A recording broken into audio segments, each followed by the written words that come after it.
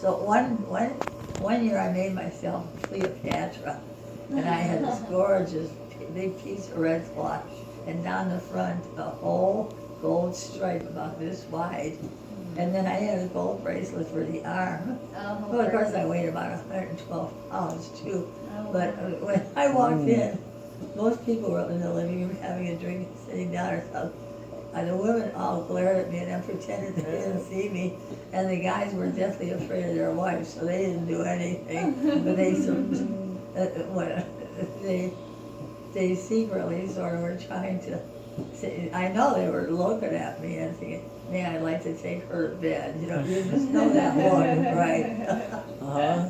Wow. Yeah, so I've had interesting experiences in life. And you know. so I haven't been a wife and mother, just being a wife and mother. this would have been like the 50s or the early 60s probably. Oh, and even 70s. 70s, okay. 80s. Well, I'm curious, I keep wanting to ask you, how did Grandpa come into the picture? Grandpa, oh, blind date. Oh, Grandpa. Oh, we had sex. Well, I'm sure that we had sex. Oh, wait, no. You How did married you guys Ann. meet? How did you and Papa meet? Oh, we met at a blind date. I was a secretary at a downtown office that sold Anderson windows. Really? You're famous. Oh wow! I Really? know Anderson Windows because I used to work in the building Oh, industry. Really? Yeah. Okay, That's great. yeah, they're I've popular ordered all them over. before. Okay. So that's why I said Anderson like that, because I thought for sure somebody would say, oh, I know. Yeah. Anyway, their corporate offices were in Baltimore, Maryland, Okay. but they had the office in Cleveland. And I worked downtown in that office, and there were salesmen, you know, and vice president. So there were about 6 or 7 guys, and I was the only, I was a secretary. So I did shorthand and everything, because I used to work for a law firm too. But anyway, there were, like I said, about 7 guys that worked in the office, and they had, one weekend, they were having a getaway retreat conference in Baltimore. And the guy who works there, one of the guys had asked me out to dinner. Now this was before I met Clyde, okay? And so I was a sweet young thing. And he wasn't a bad looking guy, maybe in his 50s only. But he took me to a very famous restaurant called, it was in the same building as the offices, and I'll tell you how we met later. And it's a famous restaurant. There's one in New York too, you would know. It starts with a D. Yeah, but at any rate, yeah, who cares? Not my specialty. Yeah. I have no idea. But anyway, so and he bought me a drink. We had a drink, and it's famous for its steak, by the way. So at any rate, and then he casually brought up the fact that this weekend was coming up, and he would love it if I would like to accompany him. Well, that was horrifying to me. I went to church every Sunday. I mean, I like to flirt, but I don't even know if I had it. I know what, I didn't have a drink because I never heard of a brandy Alexander.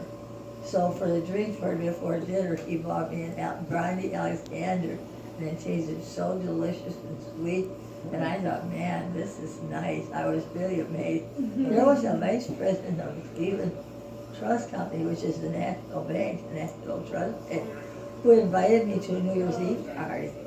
And I went out and bought a $75 Anvil dress, and I felt like a little girl walking down the street, because it had sort of a V-neck, and it was sleeveless.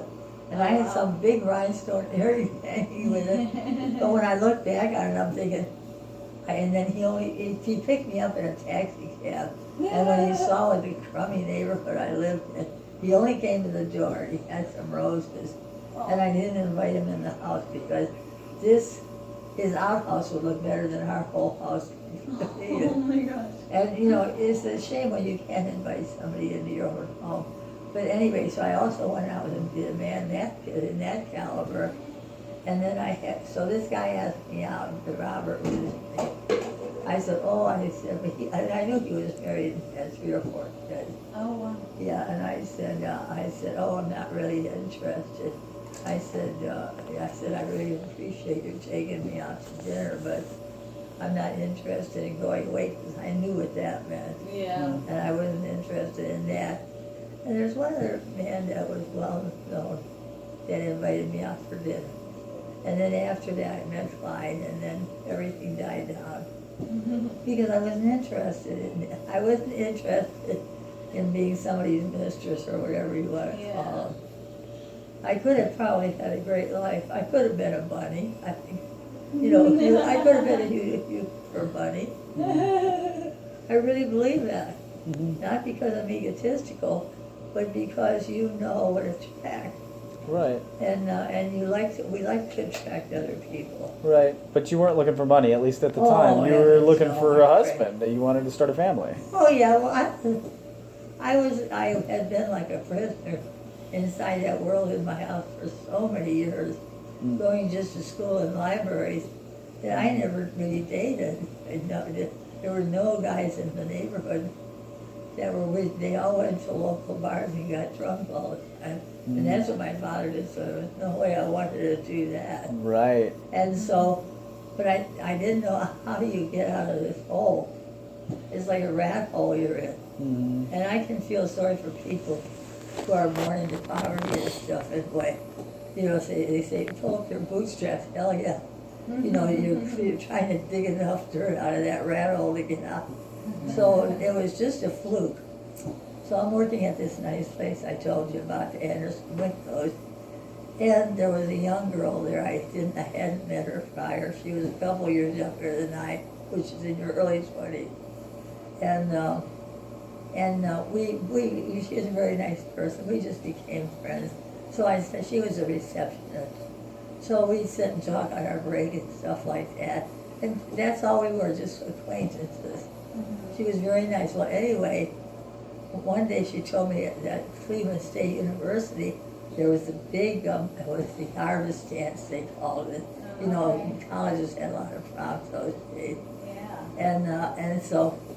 And so I got to talking to her, and I always tell her like some of the story I tell you guys. I used to say to you guys, well, it's too bad I've never